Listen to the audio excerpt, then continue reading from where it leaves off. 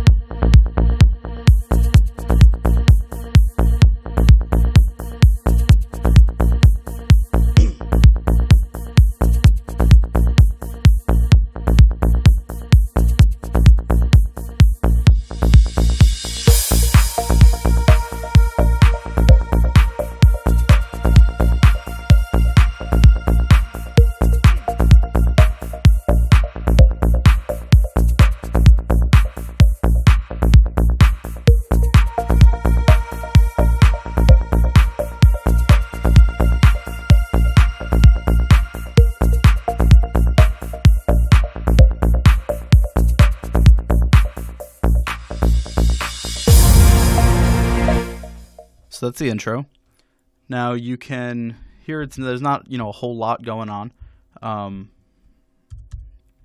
Obviously it starts off with a kick and a bass line. For the kick, this was, I believe, the first track where I started using Nicky Romero's kick plugin. I love it. It's made by Sonic Academy. I really, really, really love this plugin. I now use it as my kick for pretty much everything that I do. There's just so many different options. You have all kinds of categories, analog. You have your 808s and 909s. You have bass lines, drum and bass, house. Nicky Romero's custom presets. Techno, trance, trap, and then you have a user bank where you can save anything that you make. And then within each category, there's tons of presets. Especially, there's a couple categories that are really big on them. Nicky himself put in 40 of these. There's just so much you can do with it. I definitely just messed something up there, didn't I? Nope, I don't think I did. Okay. So this is the kick that I used for the.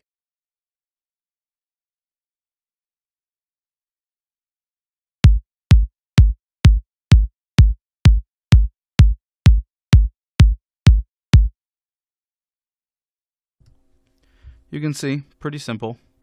There's not a whole lot, going on there. The way I mix my kicks is I compress and then I EQ. I use Logic's stock compressor a lot, which is something that you're going to notice as we go through this.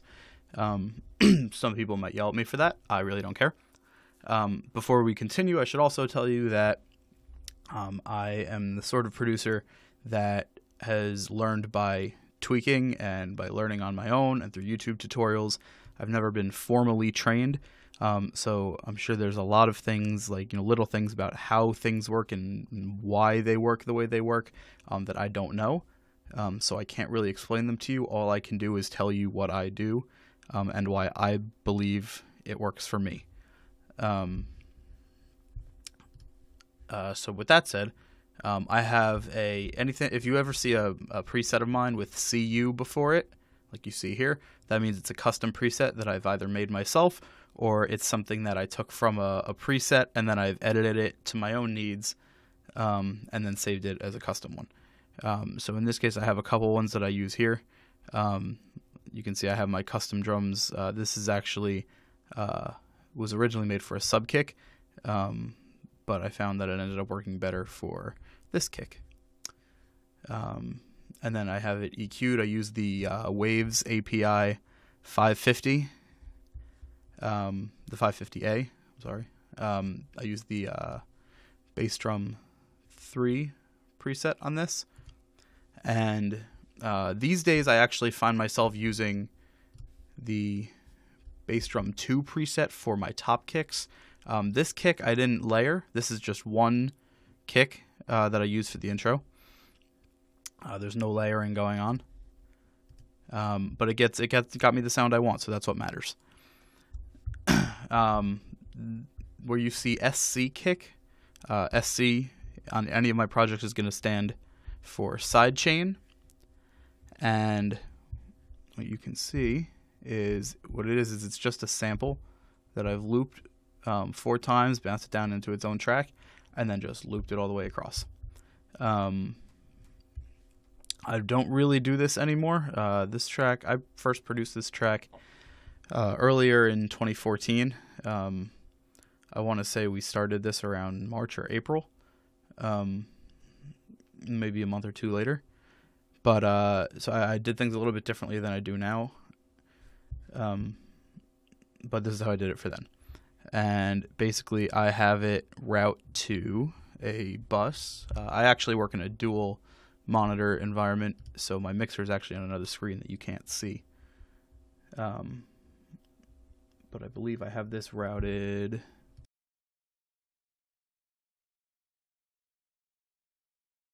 I route this to that aux channel. And then I have my bass line. So I'm super not used to working with a mixer on this monitor. I have my bass line, which is actually an Armin van Buuren preset. I believe this came from the DJ Mag Top 100 preset from 2015. I'm sorry, 2013. I'm not sure though, but this is his bass line. Or I shouldn't say his bass line, his bass preset for Massive.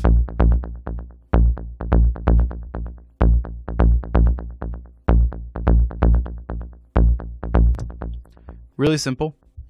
The other thing I have going on there is I have my compressor. I use the FET electric bass plugin or preset. I have some delay going on there. The feedbacks on each of them are about 35%, and the left and right outputs are even at 17%. And what I always do is I keep the left side on quarter note and right side on eighth note delay. The reason for that is because you're going to get a different, a slightly different reaction out of each of them. Well, not slightly, it's different, and it helps widen the sound. And that's sort of the point of delay. It's to help make it bigger. So that's what I do. After this, I have my I have a secondary electric bass plugin, and then some EQ just to boost the mids a little bit. I actually thought I had a sidechain compressor on here, but apparently I don't. That's okay. Here we have some shaker hits, which sound like this.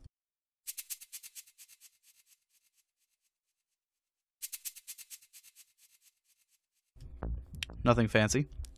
This does not even have compression on it. This is just meant to be very background, just to give it a little bit of texture. So I have some delay on it. Some pretty heavy delay, actually. These are almost at 50%, the feedbacks. The left and right are not quite equal. The left is just a little bit heavier than the right. And I believe that's all I have on here. Could be wrong. Oh, vocalizer, of course.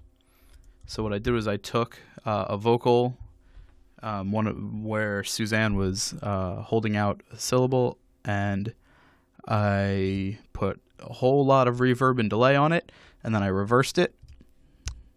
This is why I had a sidechain going. So if you want to listen to this.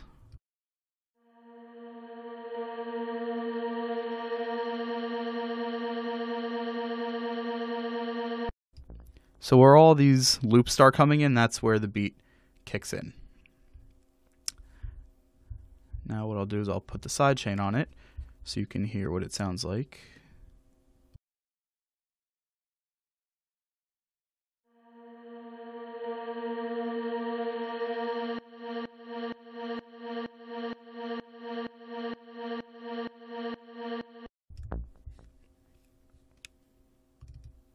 So what I have on here is I have a vocal compressor, again stock Logic, but it's the Opto Vocal preset. And then here is my custom preset for sidechaining. It's sidechained to the bus, which has the sidechain kick running through it. I actually don't use that method anymore. I have it sidechained directly to the audio track now, but again, this production was made something like 8 months ago. So that's how I do it. And then there's a gain plugin on here. I just needed to pull a little bit, or apparently I didn't need to. I thought I needed to pull out more volume. Apparently I just never took that off, but that's okay. This is honestly my first time looking at this project since we put this out. So now if we want to skip ahead, it's right here. We have a loop coming in.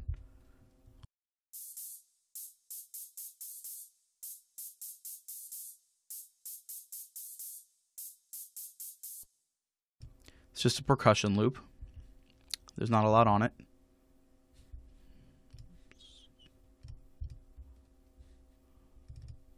All there is a compressor and a little bit of reverb. Not too much. Again, the whole point of this, just to give it some texture. So when we get to that point, it sounds like this.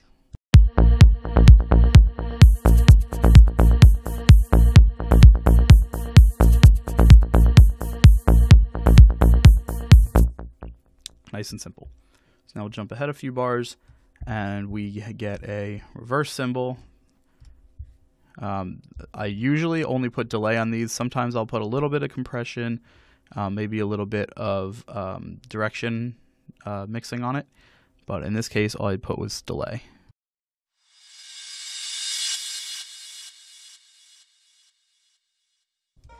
Nice and easy. So here we have a lead that starts to come in. It's actually 2 synths. This is the first one.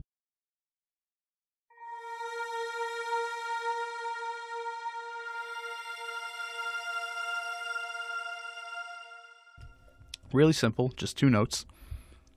This is in Massive.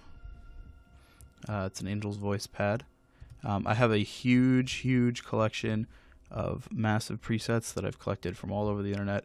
I honestly probably will never touch 90% of these. A lot of them are totally useless, but I kind of have them a little bit organized as far as I know where certain things are that I like to use regularly, and I know what came from what packs, at least as far as the stuff that I use semi-regularly, so I kind of know where to look. So on this, again, not a whole lot going on. You have a compressor, a low attack, medium release, ratio is 4.8. Not a whole lot going on. You can watch.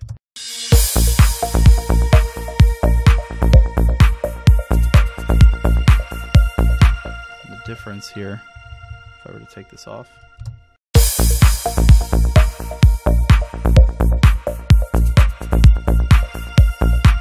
Really all it's doing is helping it get a little bit of volume, a little bit more power. You can see the gain, there's barely any gain reduction, so little that it's actually not even coming in.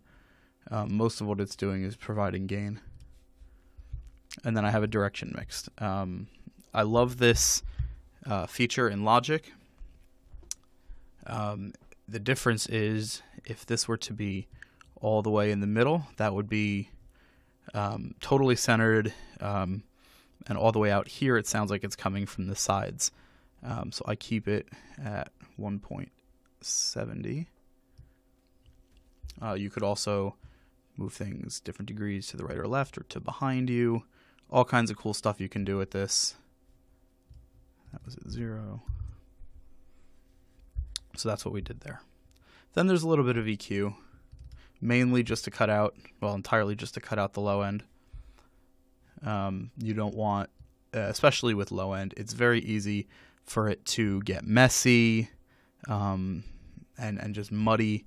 So the difference here, you might not even be able to hear it, but let's give it a listen anyway.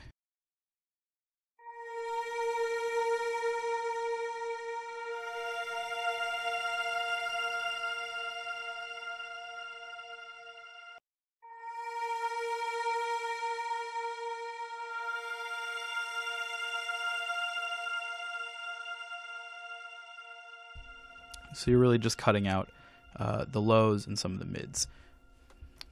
And the reason we do that, is because this line is much more mid-heavy.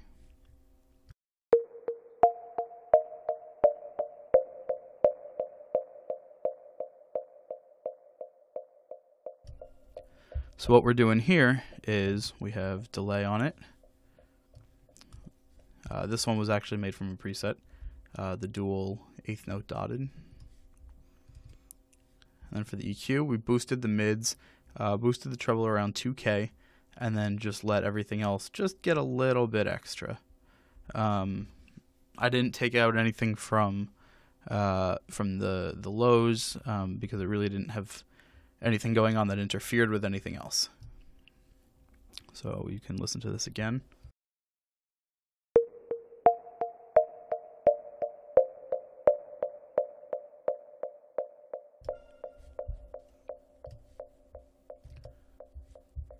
This is a custom compressor plugin that I use, or sorry, a custom compressor preset that I use.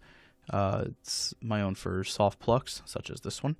You can see I also have one for hard plucks, although I've been running into problems with that lately, so I don't really use it. And then I direction mix this all the way out to the sides. So this whole section now is going to be nice and wide. You have the bass in the middle. You have the Angel synth somewhere between far out to the sides and dead in the center, and then you have this far out to the sides. So it gets to be a nice, you get a nice wide spread. So we can listen to that now.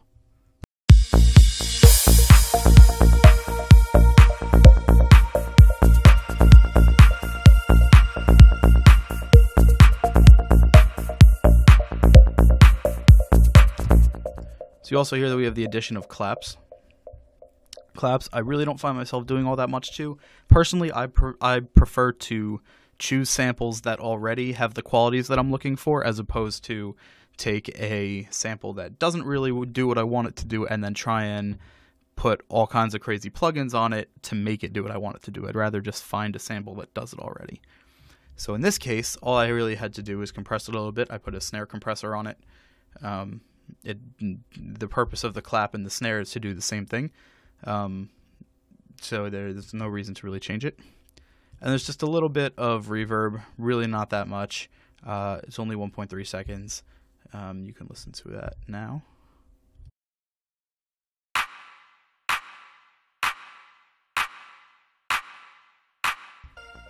It's really not that much going on. And then I'm not sure if I okay, I actually took away some gain. So that's pretty much the intro. So we can now listen to the verse. There's a little bit of an instrumental section here. All of this was cut out. The radio edit actually cuts in right here at the vocal. So everything from here over this intro, this instrumental part that you're about to listen to, it's all cut out in the radio edit. All right, so let's listen to this now.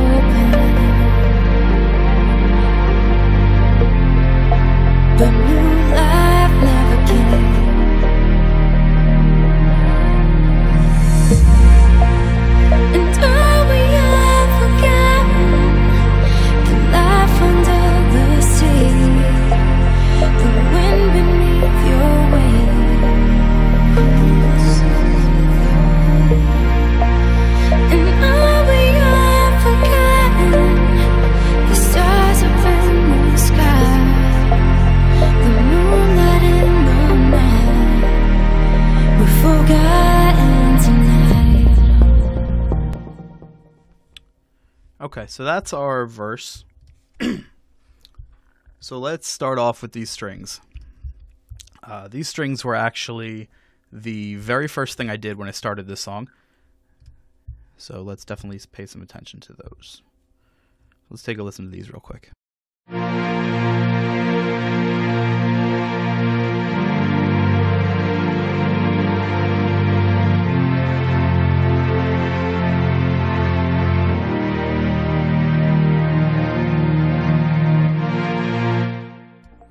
And they just repeat. So the strings have a little bit more than the intro did on them. So we'll start off with the compressor. In Logic, when I select the strings, these are actually stock Logic strings. I so far haven't been able to find or acquire a really, really good synthesized strings that I really like more than the ones that are included with Logic. I honestly really love these. Say what you will about stock Logic sounds, but these are really, really good in my opinion. If you can point me in the direction of something better, I will certainly listen. But for now, these are doing everything I need them to do.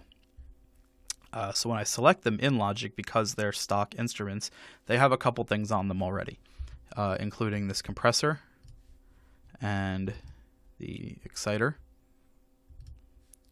and the space delay. The exciter, I honestly don't know how they use it. I have never touched Logic's stock exciter ever. If I need one, I use the Waves one, and I only ever use that sometimes very lightly for mastering. I don't ever put it on on individual tracks. So you can see that there is definitely some reverb on this, which they've done with the Space Designer. I don't really mess with the Space Designer too much. If I need reverb, I usually use the Platinum reverb that's included in Logic, or I will use one of the Waves ones. Although I can't really figure out the Waves reverbs as much as I would like to. For some reason, whenever I use them, they just never come out the way I want them to. The Space Designer does have a ton of really, really dope presets. I mean, tons. There's got to be at least 100 in here. Each of these has just so many. But anyway, so that's what is included when I open up the instrument. Then I take the EQ and I boost pretty much everywhere from 500 to 10,000. I let it peak around 2K. And I cut out everything from 50 and under. It's just unnecessary. It's subby, messy stuff that I don't want because I have a bass here. On top of that, I also spread it. People's opinions seem to be mixed on using the stereo spreader. They seem to like, a lot of the people I've talked to seem to like to do it manually, and they'll, have some of the strings pan this way, some of the strings pan that way. Me, I just rather do it with one plugin. So you can see that I am sending to the left and right different frequencies, and that helps give it its spread. This is a really, really tricky but also useful plugin to get a hang of. As you can see, I use it on my mastering chain, which I'll talk about at the end. If you don't use it right, it can really fuck up your mix. But if you learn how to use it right, you can definitely do some cool things with it. At the bottom here, you can see that I have the position monitor. This is something that's included with the Waves plugins, and it tells me where certain things sit in the mix, and where in the stereo spread they sit. You can see I also use that on my master, so I'll do this just to check my stereo spreader. So if I solo this, you can see where in the stereo field things sit.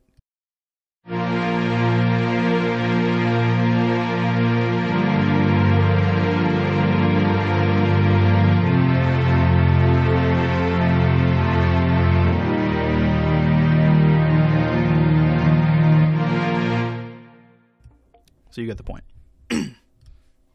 So that's the strings that I have here. I also have this pluck going on, which after the strings, it was the second thing I did when I started this track. This right here is what launched this track. These are the very, very first things.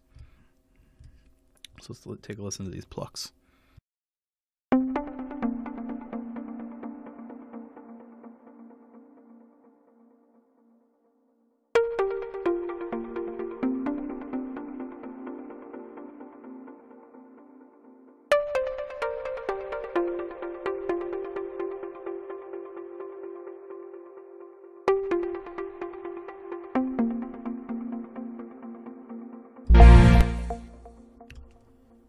So the melodies itself are nothing too fancy. It goes along with the strings chords. And on it, I started off with some delay. A lot of times I'll compress first and then delay and then put more compression to bring out the delay. But in this case, the pluck was kind of where I wanted it to be as far as a raw sound goes. So I didn't feel the need to compress it first. I also put some EQ on it, again, at the 2K mark. It's very similar to the water drop. It might actually be the same chain. It looks like it is. Yep, it's the same chain. However, this is direction mixed a little bit differently because you do have the water drop plucks going at the same time as these. It's doing a sort of a call and answer thing, so it's constantly switching off, and it adds to the stereo field when I have this at a slightly different point than I have this track. So you can see if it opens, there we go, that they're in two different places. So it just helps to give, again, the mix a little bit more depth and fullness. The thing you can also see here is that I have a bass going, which we can listen to now.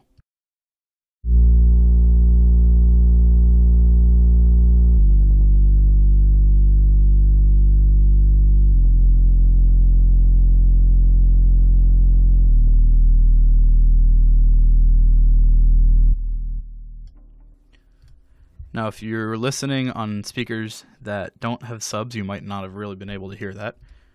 It's a very low bass. It's just meant to fill out the low end. I put my electric bass compression on there, along with just a little bit of delay. You can see that the mix is really, really low here. It's only at 17%.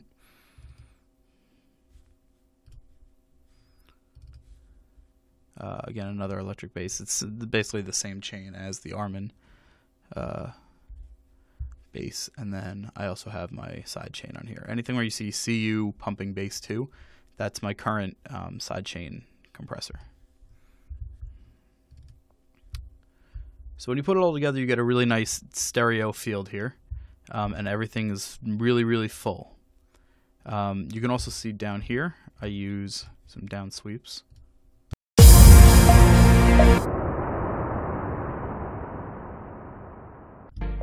It can get buried in the mix a little bit quickly.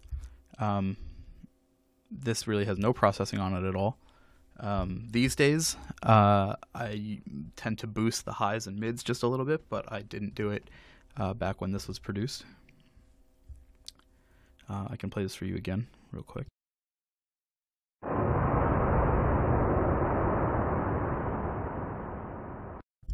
It's just there to fill out the background, give it some more room. So this continues. I stare out over water. And now here the vocal comes in. So let's take a look at the vocals. Vocals are really, really, really important in EDM, especially in trance music. The vocal, it's very easy for a vocal to get lost in the music. Especially in this style, because a lot of times there can be so much going on. If you listen to people like Armin van Buuren and Marcus Schultz and Dash Berlin, they have so much going on that if they're not careful, the vocal could get lost underneath all the music. So you really have to be careful about that. This vocal was processed a little bit differently than I do now. It's similar, but it's not the same. So this I started with the CLA vocal from Waves plugin. It's amazing. I use it all the time. I love it. There's so many different things you can do with it.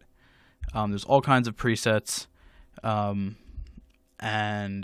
the two that I tend to use most are the rock female and the rock man, depending on obviously who I'm recording and who I'm mixing. For this, obviously, I use the rock female. It does a little bit of EQing for me, a little bit of compression as well. It adds a little bit of reverb, some delay, and it also spreads the vocal just a little bit. Sometimes I turn off the reverb. Depending on what it is, sometimes it just doesn't sound that good, and I'll put in a different reverb plugin. But in this case, it worked perfectly. So I'm going to go ahead and turn off everything else, and we're just going to go through it one at a time. So this is with only the CLA compressor. I stare out over water and skip stones on the waves.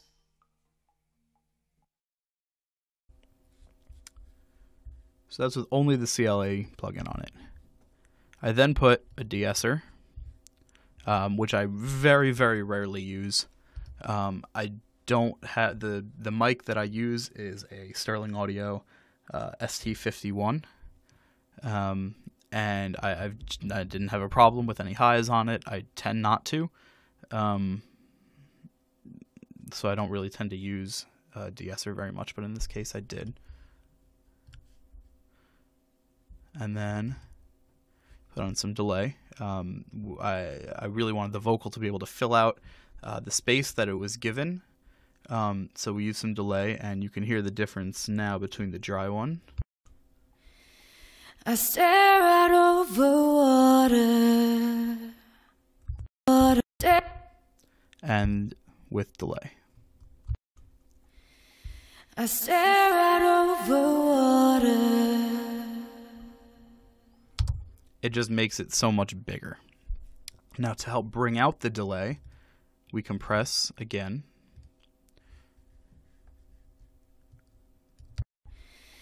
I stare out over water. So you're noticing you're getting a little bit more out of the delay, and then we compress it even again.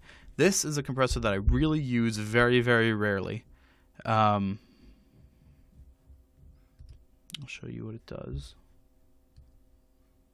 So here, this is without it. I stare out over water. And with it. I stare out over water. Again, it's really bringing out that vocal and filling it out. Finally, I had a gain plugin on here, although it seems not to be doing anything. Now, we also have a backing vocal. So you can hear this after it's the same exact vocal, it just echoes it, and there's more delay on it, and it's spread out a little bit more. Stare out over water. I stare out over water and skip stones on the waves. And skip stones on the waves. So as you can see, there's a direction mixer added here, and it's pushed all the way out as far as it'll go. That's pretty much the vocal. There's more. There's a chorus vocal later, which we'll get to. There's also a secondary backing vocal, which I believe is just a riser. The wind beneath your wing, and I'll be young. The difference was we wanted this one to be a little bit more upfront, so I put it on its own track. And that's the difference. This one uses a sausage fattener. Just a little bit. A lot of producers are going to give me shit for using this. I really don't care. It sounds cool if you use it properly and if you don't overuse it. If you ever turn up this knob past halfway, chances are your whatever you're using on is going to sound like garbage. It's basically just this massive compressor that smashes things down. These days I use it a lot for those really, really big synths. I'll use it for a lot of like big room drop synths, like the Showtech style stuff like that. This is the only time I've ever used it on a vocal, and the only reason I did is because it's a backing vocal. So what I'll do now is I'll play the next part of the vocals for you, which is right here. The new life never came.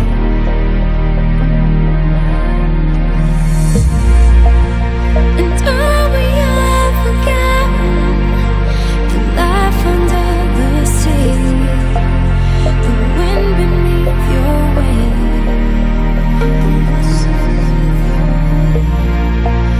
And all we have forgotten, the stars up in the sky, the moonlight in the night, we're forgotten tonight.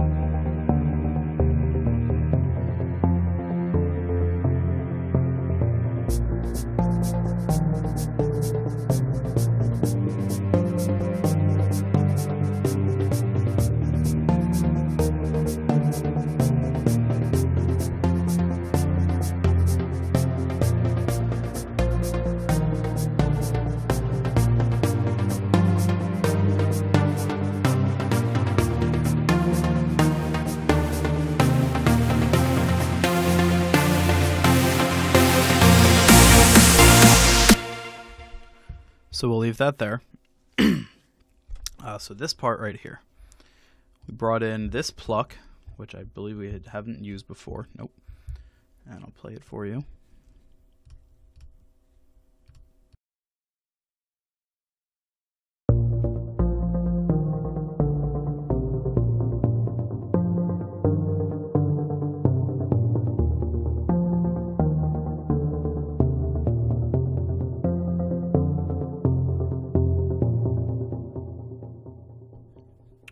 So that's what's going on there.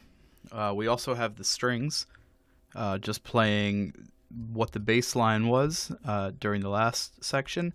It's just playing that really, really softly.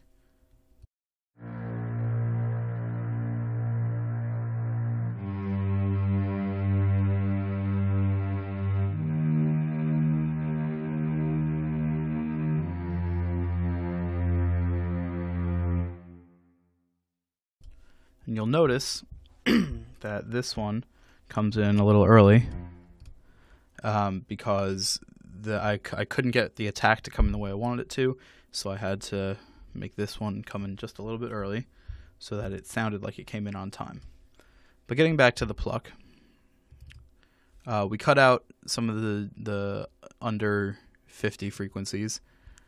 We boosted around 100 and boosted again around 300, 350. Boosted again around 1K, sort of. We didn't just let it drop off here.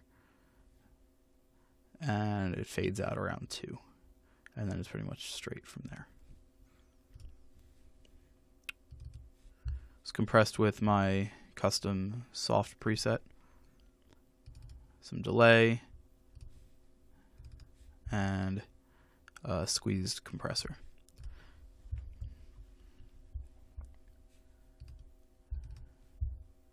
So there's nothing else really going there in this section. It's once we start getting into here that we get a little bit more interesting. This is an audio file that's been reversed. We can take a listen to that.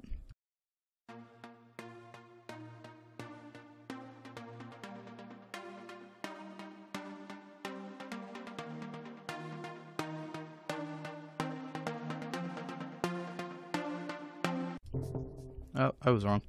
The reason that this is like this is the bounce of this, and this is the bounce of this. For some reason, when these two tracks would start playing, there would be this really obnoxious click that was very, very audible, and it didn't sound good at all. We couldn't figure out why, so I just bounced it down, and I chopped off that first split second where it was doing what it shouldn't have been doing. So what these two tracks are doing is building up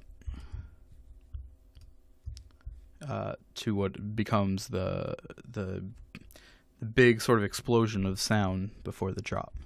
So we can listen to this.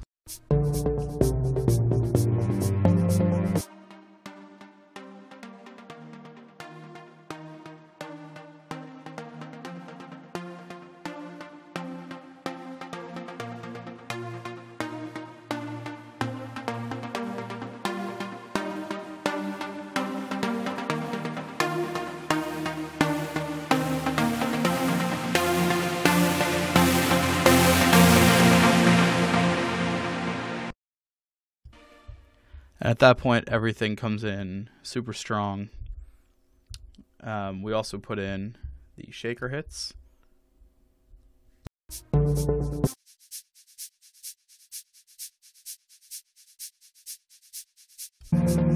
Just a little bit of delay going on there. Nothing major. So now let's listen to what happens.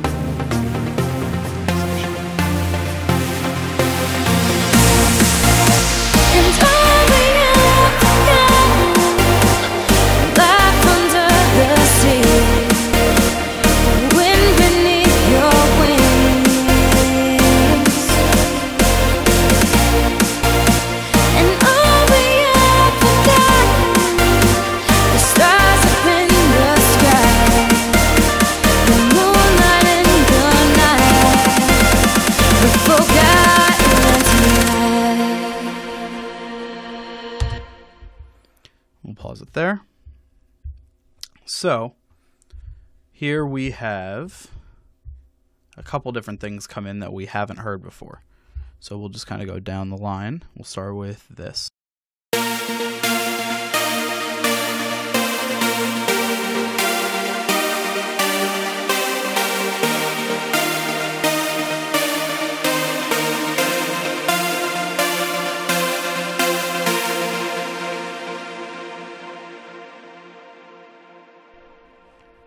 So all this is a nice big trance lead, and it's just you have the I don't want to call it the bass, but it's the root of each chord along with the lead. It's the same lead that you heard in the plucks in the previous section. Then on top of that, we have this big room synth playing the chords.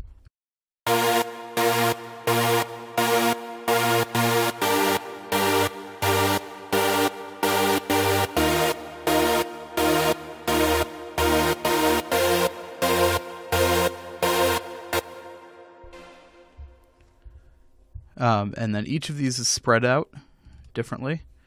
So this one really focuses on the high and the mids because there really aren't very many lows going on. And it splits it pretty evenly between right and left. This one's the same thing. And then under that, we have a bass line, which you can hear.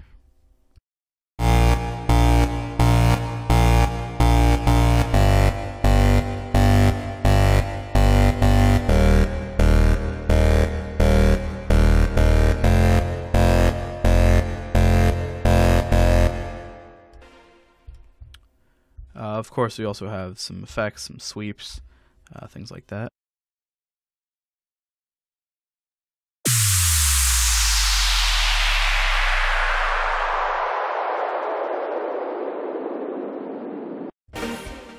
Nothing super fancy. This one is a sub, and this is the high and mid sweeper. And then we get into this lead, which comes in, which is modeled off of Gareth Emery, who I was super into at the time. I still am, but I had been totally addicted to his album Drive, which is something that actually helped me make this song. So we can listen to this lead.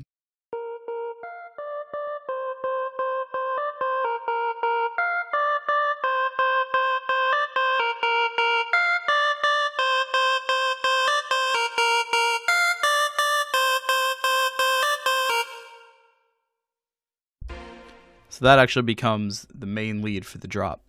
So we'll take a look at this. We put a compressor on it. I keep saying we. It was me. I put a compressor on it. Followed by some EQ to boost the 2K area and cut out, obviously, anything below 50. We spread it. You really want a nice big sound for your lead. I was a little bit iffy about using this particular preset, but it ended up working out well. There was a long time where I wasn't sure if I wanted to go with something bigger, more roomy, but it ended up working, and that's what matters. We have this low-pass filter here, which automates. I'll show you that automation. As it's building up, my computer wants to be difficult, so you can hear this.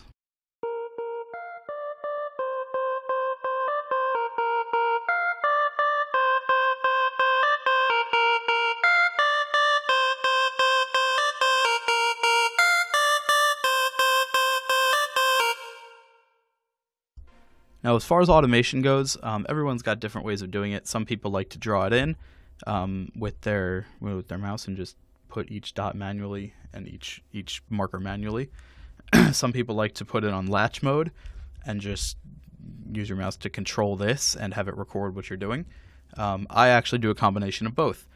I'll start it by putting on latch mode and doing whatever I do in the plugin manually. Controlling and having it record to automation, and then once I'm done and I have something that sounds like what I want, I'll go in and I'll touch it up, and I'll manually manipulate the automation drawing just to make sure it's exactly where I want it to go. So that's pretty much all for that. There's also a sidechain compressor on here, which only matters in the drop, which we're now about to get to. So let's take a listen to that.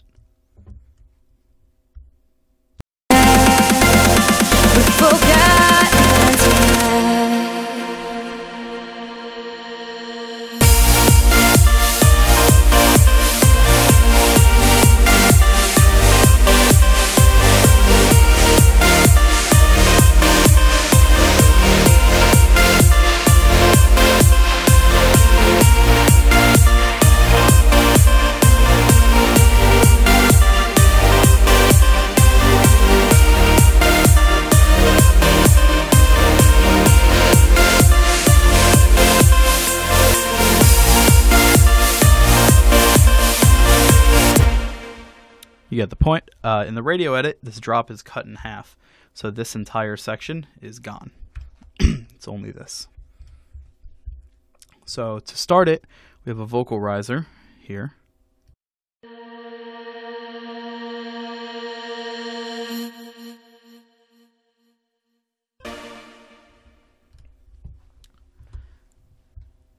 And we have an air sweep with some automation to it.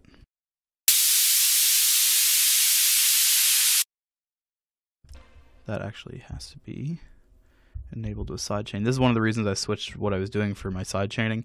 When it runs through a bus, if you solo something with sidechain, you have to also solo the sidechain channel.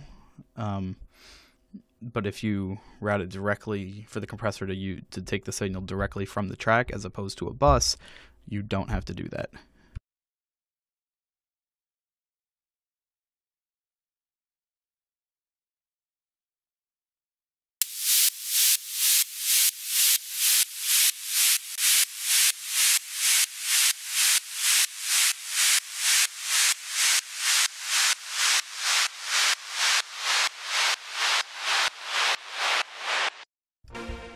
simple. There's automation here, just bringing this down. This is one of the ones that I personally will take it and manually drag it down and then back up and do whatever I need to do with it. And then I'll go into the automation later and manually just kind of touch it up to make sure it's doing exactly what I want it to do.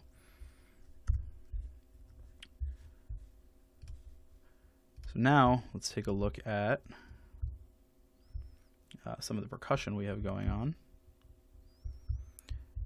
We have two kicks going on the drop. We have a hard kick and a sub kick. So I'll play you the hard kick.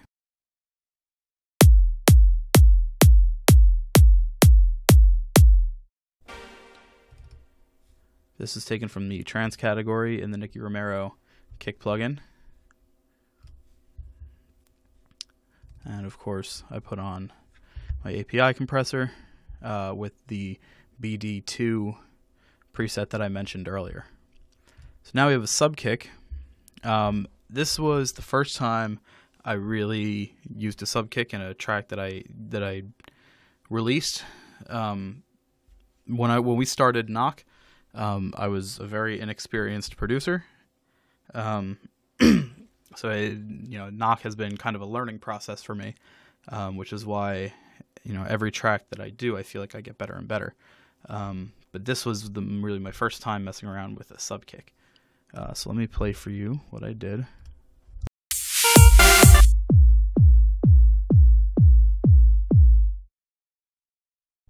Now, this is going to be hard to hear if you don't have a system with subs. But basically I took out everything up to 500.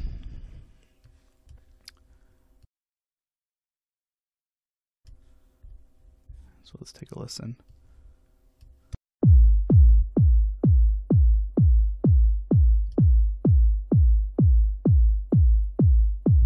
So you can see it's peaking right over here in the 50 to 100 area.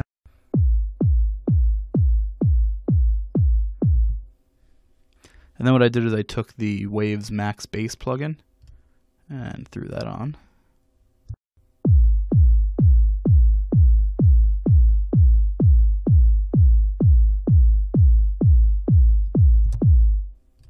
And that's it. It worked. I don't know what else to say. It worked. That's all that matters. So these two together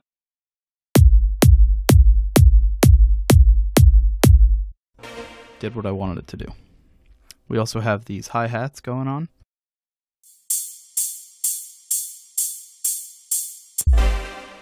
On these, we have a hi-hat EQ. It boosts at about 4K, and then again at 20, and goes down to 10. Put on a little bit of reverb, about 2 seconds with a mix at 30. And a drum compressor. And at the end of the day, we get this.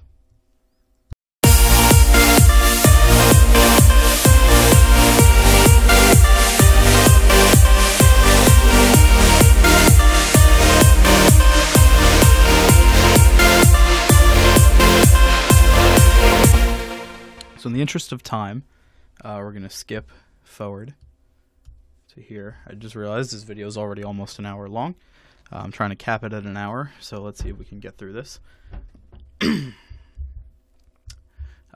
only thing that changes in the second verse here is that there's now a kick going, the soft kick from the intro, going during the vocal, and that there's now a piano mixed in here as well. Everything else is the same. It was copied and pasted. So let's just take a listen real quick. And then my mind wandered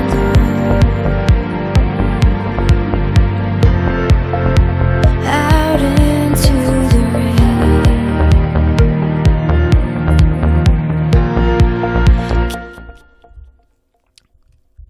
So let's take a look at the piano that we have here.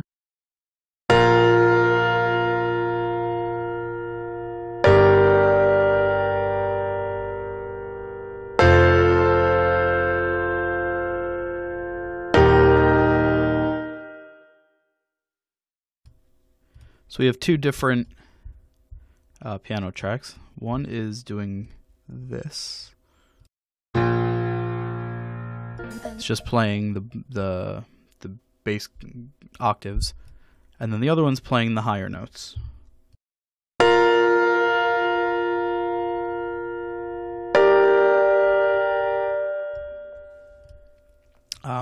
They are mixed differently. As you can tell, this has significantly less processing than that. But what they do share is these first two. We boosted the bottom a little bit, and then boosted the top. Originally, these were on the same track, which is why the top is boosted here. And then on the higher one, we added some reverb, and then we really just compressed the shit out of it. We smashed it down with this, and then we put a sidechain on it. So what you hear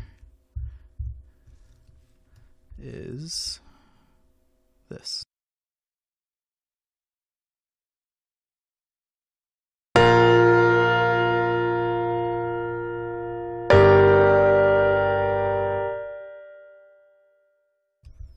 Excuse me, that's not what we hear.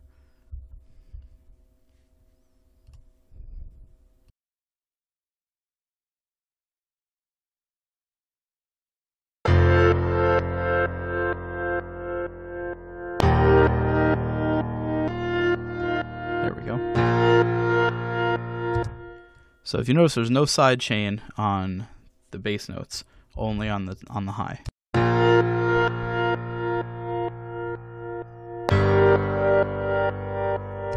Originally, my idea was to sidechain everything, but it didn't sound good with the low end being sidechained. So that's why I split it off into two tracks, and the high is sidechained and the low is not. The only other thing going on is the soft kick, which we already heard from the intro, so I'm not going to go over that again. And then in the second half of the verse, we bring in the claps that you heard in the I believe it's in the intro. Yes. Yep, in the intro, we bring in those claps again.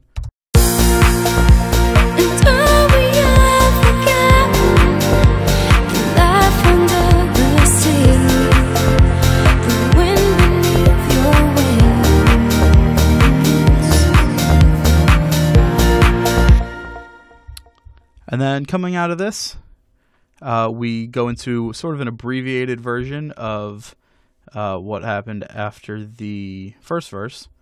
So it sounds like this.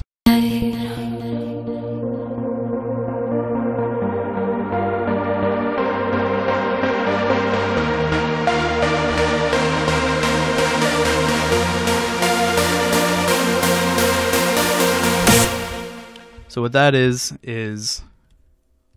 it's this lead that we have here with a low pass filter that's automated. So I'll show you that.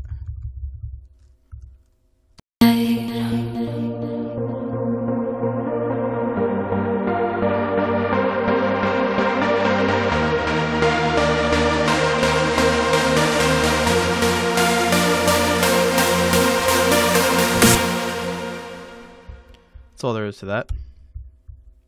And then we go into the same explosion of chords that you heard over here before the first drop, except it's cut in half. So instead of it being both of these, it's just one of these. And there's a vocal over it.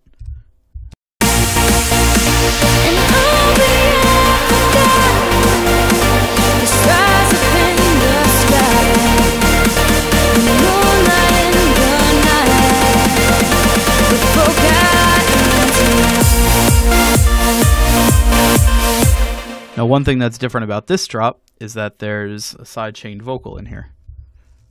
So if you listen.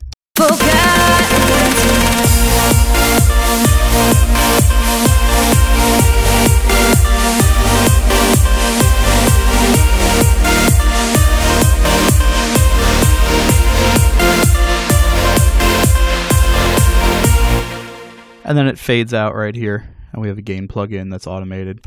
Whenever I'm automating volume, I never automate the actual track volume. I put on a gain plugin and automate that.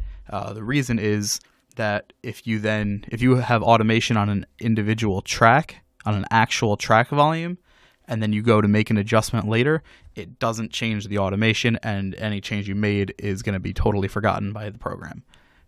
So it's just a lot easier to just use a gain plugin. That one extra step when you go to automate the volume will save you a whole lot of trouble later on in the mixing process. I'm someone who tends to mix as I go along. I don't produce a whole track and then start mixing because I like to hear how things are going to sound as I go, so I know if it's worth continuing. So we have the drop here. The vocal sidechain is simple. It's just a looped vocal. It's got all the same processing as the actual vocal. It just has then the sidechain compressor on it. My ratios of sidechaining vary based on what it is that I'm sidechaining and the desired effect. If I were to pull this all the way down to 30, it would basically make the vocal go silent every time it sidechains, every time it triggers, whereas here you would hear no difference. So on this, I've kept it, what did I keep it? 9.8. That is pretty much that. The drop goes for the same amount of time as the first one. Again, in the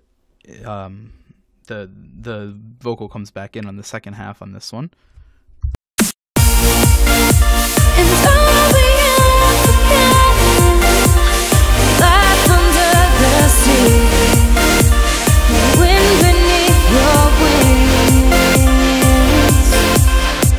And then when that's over, the outro happens, and it's the same thing as the intro.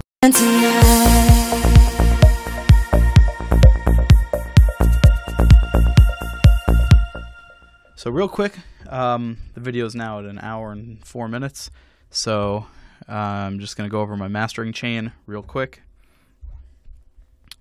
I use this mastering chain for pretty much everything I do now. I have it saved in Logic as my EDM master, and what I'll do is each time I use it, I'll go through it and I'll take off everything except these two monitors, which I use for exactly that, for metering, and then I'll go through and each one, I just realized that messed up the vocal, they're my mic.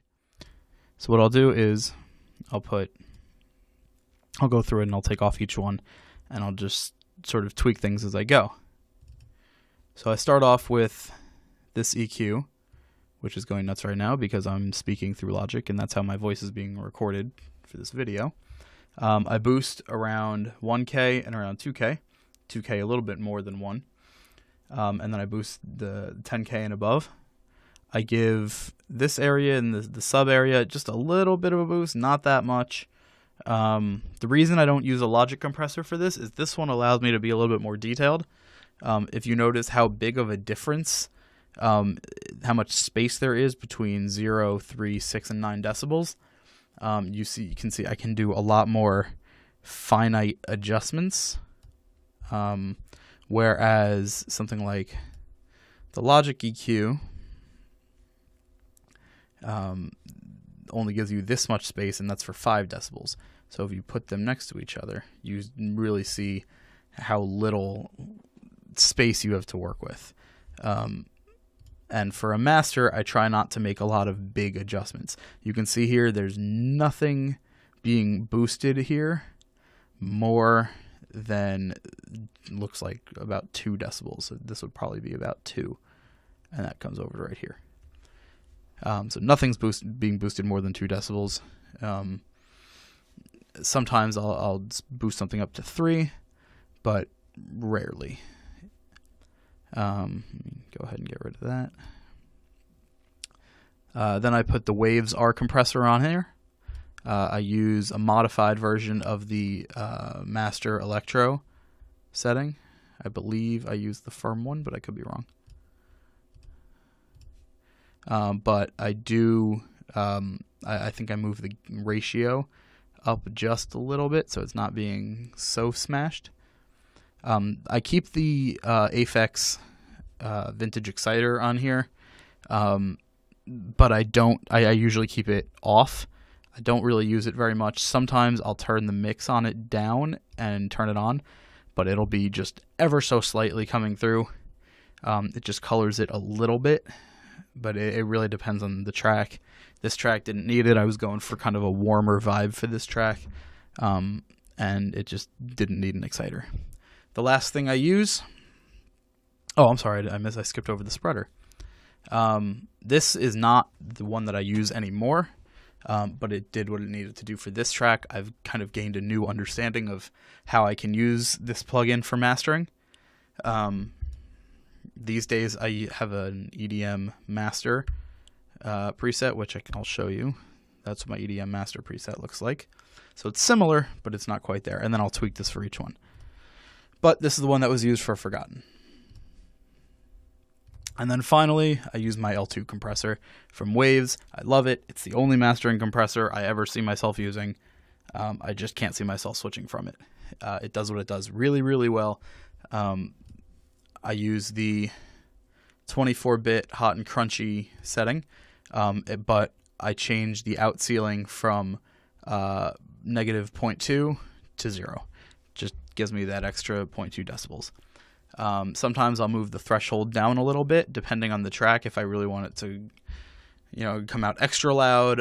If I'm doing like a big room club track, sometimes I'll pull this down to 11 or 10.5 or something like that. But for this, it obviously wasn't necessary. I keep my multimeter and my position monitor on at all times. So when I play the song, you can see where things sit in the positions and where the frequencies are. So for example, let me go to the drop, which I'm pretty sure I missed.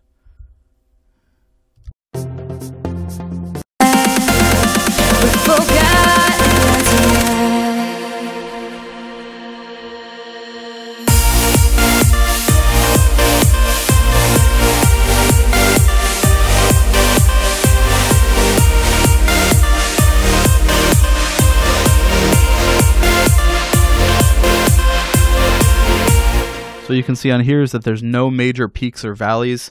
You pretty much want it to be smooth. That's how you know you're getting a good mix of frequencies. The highs aren't too piercing, the lows aren't too strong. There's no scoop in the mids.